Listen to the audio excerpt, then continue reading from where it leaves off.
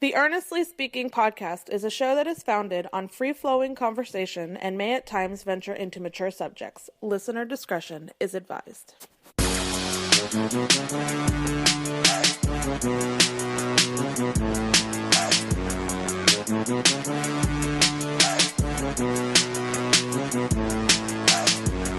Earnestly podcast coming to you May 20th, 2023.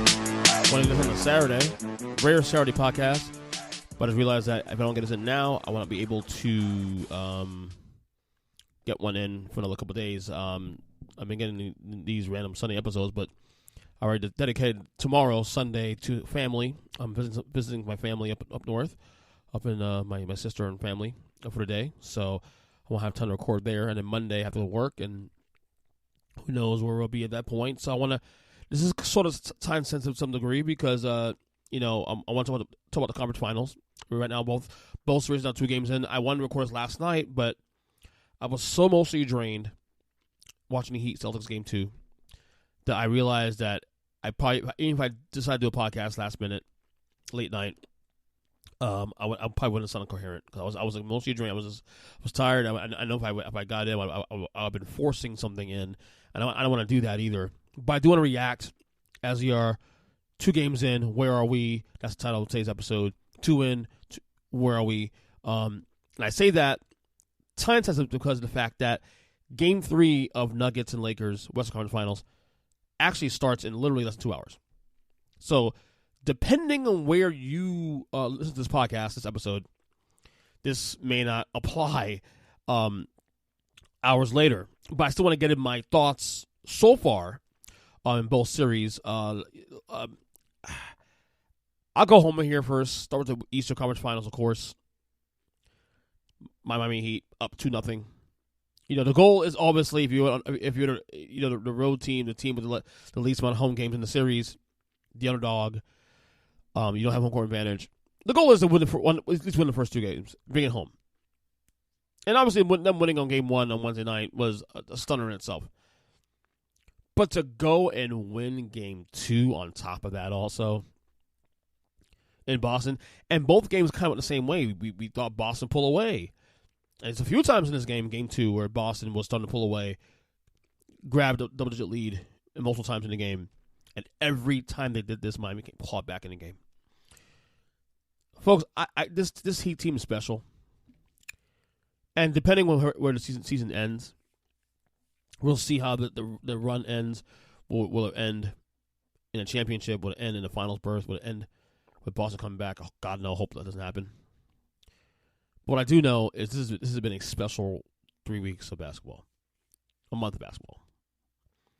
This is the same Heat team that was literally less than 5 minutes in a play-in game against Chicago from missing the playoffs entirely. And now this team is literally 2 wins away from winning the NBA Finals as an 8th seed. Beat Milwaukee in the first round. Yes, Giannis missed a chunk of that series. Yes, we understand that. It applies, and we acknowledge that. They beat New York in 6 games in the second round of the playoffs in a series that many thought that the Heat probably wouldn't be able to win because of New York looked well over the skis. Dominating Cleveland in the first round series. And then now, 2 games in against Boston, the heavy favorites. The Heat came in the series as a 3% chance to win the series. 3% chance. Was it plus 1,600 something? Plus 3,000? I don't know. I gamble, but I don't know the money line stuff. 2-0. And look, the job ain't done. Job's not finished.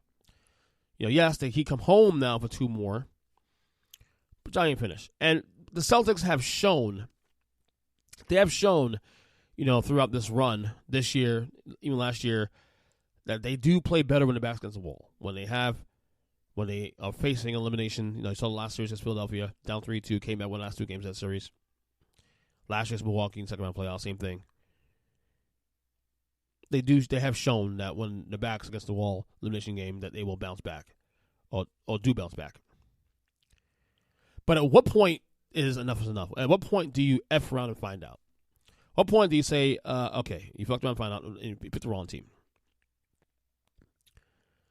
And to me, like, yeah, we can blame Coach Mazzulla for not adjusting and all this stuff, and that definitely applies here too as well.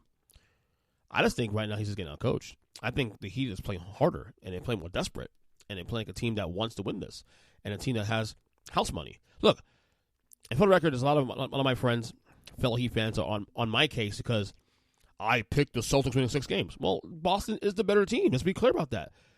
They're a 2 seed. He's an 8 seed. So let's remove the fan. Let's remove the fan portion of this and look at it from a logical basketball perspective. Again, this Heat team was literally 5 minutes from missing the playoffs. Okay? Look, I will gladly sit on that sword. I will gladly sit on that sword to be wrong. I want to be wrong. I'll gladly own that. As a diehard Heat fan, I'll gladly own that. But look, bottom line, John has to finish. Got to close it out. Close him out. I tweeted today, stay on the gas. Boston does tend to play better on the road than they do at home. At least do this playoff run. They've lost, 12 games? In the last 2 years alone, they've lost 12 home games. So clearly, Boston Garden isn't, or TD Garden, whatever the hell they call it now, clearly ain't the biggest home court advantage as you think, especially in the postseason. Just saying. I'm going to pull my prediction now from Celtics in 6 because I don't see Boston win 4 in a row. It could happen. I don't want to get cocky either. Thought Heat fans out there being a little cocky about it, and I get it. Jimmy Butler's been fantastic, but the role players, Caleb Martin, huge game 2. Guys that are just stepping up and contributing in a big way, in a big moment. You got to get this team credit, and it all falls on what I've been saying for a very long time now. Is why Erik Spoelstra is the best coach in basketball. People say, "Oh, Greg Popovich." Well, what legacy-wise, Pop is to me anyway. I've been saying for a long time that he's the greatest coach of all time. My opinion. You know, your top 3 to me, it's Popovich, it's Spoelstra, it's Steve Kerr. Whatever order I put it in, that's fine with me. But Spoelstra's in that conversation. But yeah, game 3 tomorrow night. Let's hope Miami stays on the gas, go up 3-0, and hopefully by Tuesday night we're looking at a possible sweep. Holy crap! Will you give me that? I didn't think we'd get here. 2-0 Miami, unbelievable. So we'll see. Now this series 2-0 also Denver in this series. Game 3 tips off in less than an hour and a half. Recorded at 7:02 p.m. Tips at 8:30. So again, very time sensitive here. I'm not surprised that LA is down 0-2. Denver tried which way to give both games back. Games 1 and games 2. Got a little spot at the end. Nikola Jokic is the man, dude. Nikola Jokic is just phenomenal. Top 10 center ranking all time. Probably you can have a top 5 conversation going forward. He's doing things that I've never seen before. For a guy playing his position, of course. Very awkward. Doesn't matter. Jamal Murray stepping up. Denver's depth is showing. LA maybe hit a window. Maybe hit a wall here. I don't know. I do like LA win game 3. I think, in fact, I think LA in the blowout. Like I saw the line today was like -5.5. I like LA in the blowout, honestly. But again, this is also time sensitive. I could be wrong. I could be right. We'll see. This series has been very fascinating. Hell, both these series have been really good. All 4 of these games so far out the gate, 2 in. Where are we? Both these series have been down the wire. LeBron, can't seem to shoot the ball anymore. Was he 1 for 19 from 3 in this series or something like that? Or 1 for 19? Hasn't hit a 3-pointer in a couple of games. He's tired. He's 38 years old, man. Also defending Jokic, also too on defense as well, doing a lot more of leg work. Anthony Davis had a phenomenal game 1, 40 points, double. Games 2 didn't show up. What's going on? And look, we have a lot of time to discuss the Lakers and what I think they should do going forward in the offseason, whether they win the title or don't win the title. lots of questions there. Austin Reeves, I'll say right now, they put a hole in that boy. That dude is big time. We'll say that. So game 3 tonight, and can't wait for that one. So, like I said, that's a little time sensitive topic. So I want to get some takes out about the series and where they stand. Another big story that's going on in the NBA. We saw last week the NBA draft lottery. San Antonio Spurs get the number 1 pick. Of course, they're likely going to take Victor Wembanyama, the French star. I think he's 18 years old. Take him out in the first pick of the draft this year. That's going to be the all. I mean, everybody knows that at this point. There's a lot of narratives though about Wembanyama going out there. People saying he's the greatest prospect in history of basketball. I heard some people say, I think Adrian Wojnarowski on ESPN said he's actually the greatest prospect in the history of sports. Could we stop with these superlatives, the hyper-intensive superlatives on the guy? Let the guy breathe. I mean, this in the NBA alone. And look, he may turn to be one of the greatest players of all time. We don't know. We don't know how good this guy's going to be. We don't know. We see the raw talent, of course, but we've had LeBron James in 2003. We've had Kareem Abdul-Jabbar in 1970, I think it was, 69, 70. We've had guys that, 2 guys alone, I just mentioned there, that are already, in my opinion, considered top 3 players of all time. Number 2, number 3, Kareem and LeBron. Okay? So unless you're telling me that Wembanyama is going to be a top 3 player of all time, we need to stop with the hyper superlatives on this guy. I think it's going to be really good. This is really good. We got to calm down on that, man. And even Draymond Green, the other thing that came out too, and Draymond Green made a comment on this podcast, I'll play a clip in a second, about how many players would you trade out to get this guy? Like, how many players in the league currently right now that are there that you would say, okay, I'll trade Wembanyama for this star player? Draymond Green weighed on that on his podcast earlier this week. See what he had to say. How many, but there's definitely a few. LeBron wouldn't be, Steph wouldn't be. I don't think Luka would be, Joker wouldn't be. And I think there's a few more names out there. So let's just say for the sake of standard roster spots, 450 spots, 435, 440 would be, which is saying a lot. Now, look, if you're saying LeBron, hell, even 5 years ago, I would say, I would trade LeBron with Wembanyama. But there aren't many guys that, and to be honest with you, it's not about a one-year sample. We're looking at 10 to 15 years of a guy that if you believe this guy is the future of this league, if you believe this guy is the future of basketball and going to be is the quote-unquote greatest prospect you've ever seen, whether in NBA history or in sports history, there is no way you let go. There's no way you let go of that, regardless of who it is. Steph Curry, he mentioned. So Draymond mentioned Steph Curry. Draymond mentioned LeBron James, Jokic, Giannis. I think even though those guys were established, I wouldn't trip with Curry because Curry's 25 years old. You get what, maybe 3 years of Curry on top? I wouldn't do it. LeBron right now, no. LeBron's 30 years old. I would never do that. And I know Draymond should be nice with LeBron, but no, come on now. Giannis, possibly. But, Giannis, the one thing I will say about Giannis, I think that's going to be very troubling going forward is that will his game age well? Because he doesn't have much of a perimeter presence. He's shown signs of shooting the ball when he wants to and hit the shot when it's open, but he's not a consistent shooter. And as he gets older, does that game his physical game start to fall?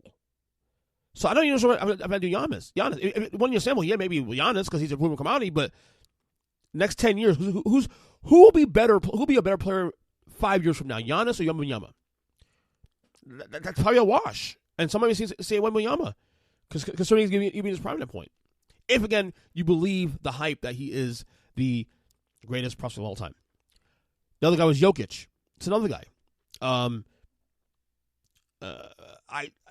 Jokic at 34 years old versus Wembanyama in 5 years, which would be 23.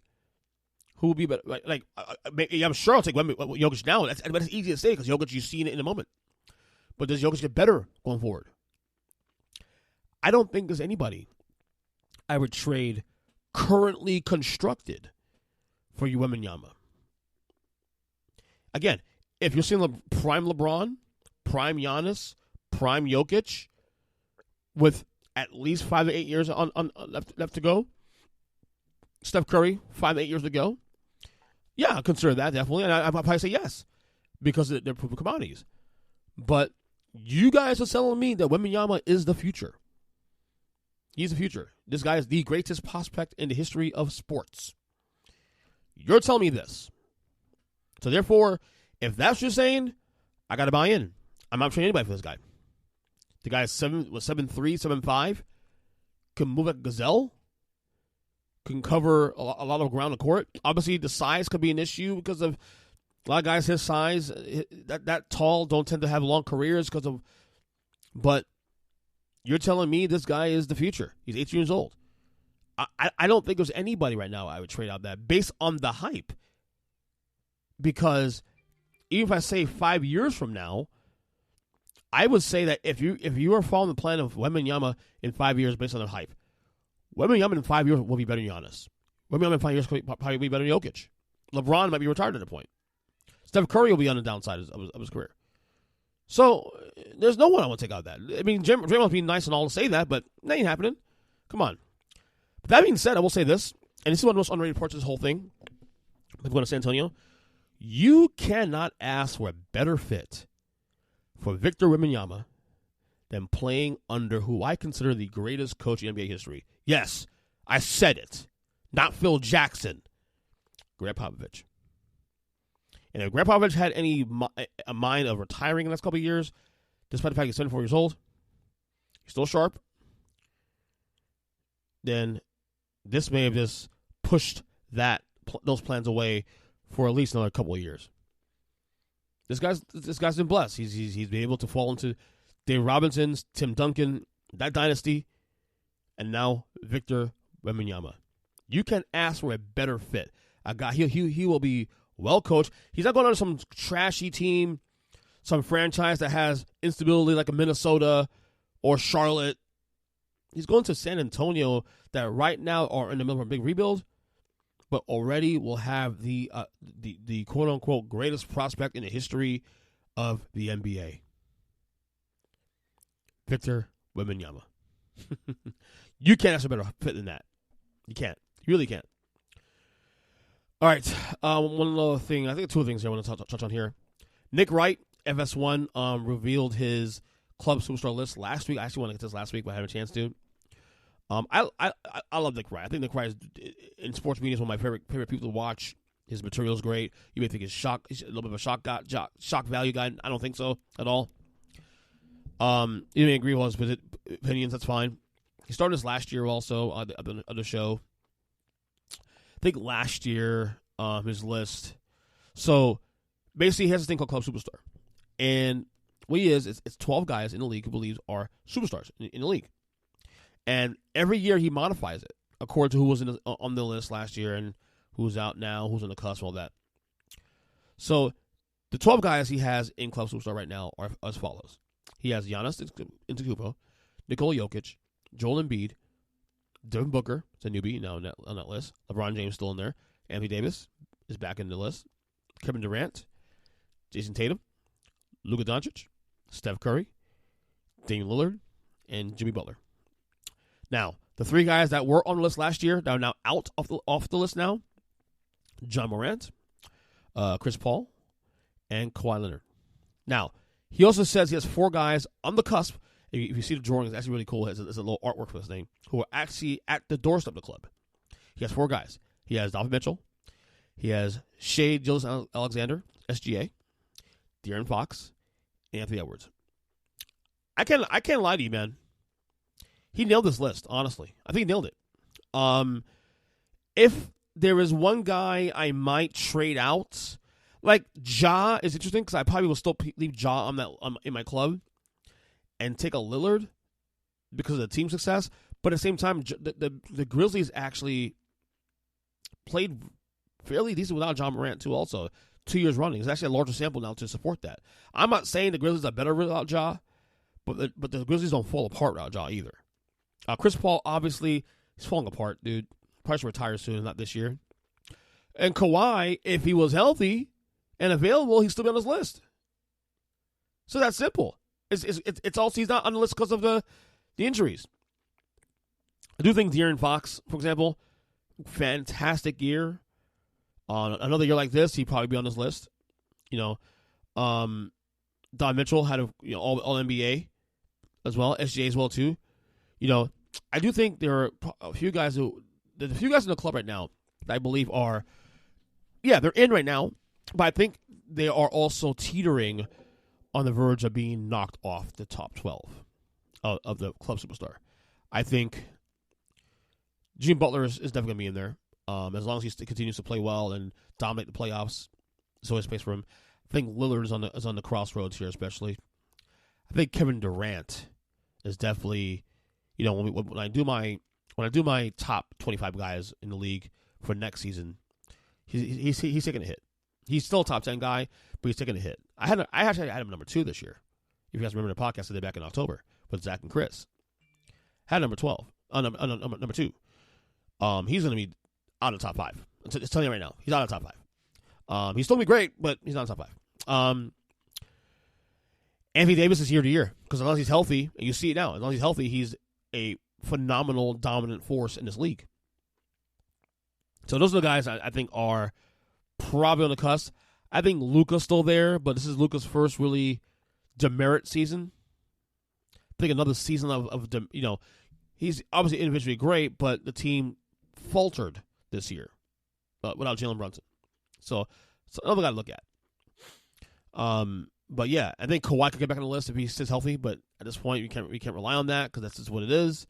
But yeah, this is a Nick Wright's close superstar. I have no problem with this list, honestly. I think the only thing I probably would have changed is maybe John Lillard, but that's also splitting hairs there. But yeah, that's Nick Wright's close superstar list. All right, one last thing we got here. One last thing. An NFL Hall of Famer, Jim Brown, passed away yesterday rather, age 87. Jim Brown, to me, complicated as hell life, but Jim Brown, to me, is arguably the greatest football player in the history of the NFL. Look, we talk about Tom Brady being the greatest quarterback of all time, and to me, that's apropos. But Tom Brady ain't even in the conversation of greatest football players. Okay, you talk about guys that when I consider football players, I'm looking at guys like Lawrence Taylor, I'm looking at guys like Barry Sanders, looking at guys like Jerry Rice and Jim Brown. Jim Brown, civil rights icon. Like I said, very complicated life. But I always felt like no matter, even if you disagree with some of his views and the things he said, all that, I felt like he had especially black people, he had them in his best interest. But yeah, Jim Brown, one of the greatest football players in the history of football, in the NFL. Not just running backs. I mean, he's obviously a top 2-3 running back all time. But one of the greatest football players and one of the greatest people, American icons in history of Americana, if you will. So salute and a God bless to Jim Brown and his family. And that will do it for today's podcast. Of course, dated May 20th, 2023. Like I said, Lakers and Nuggets, Game 3 starting in about a little over an hour. So this is a little time-sensitive episode here, but it's okay.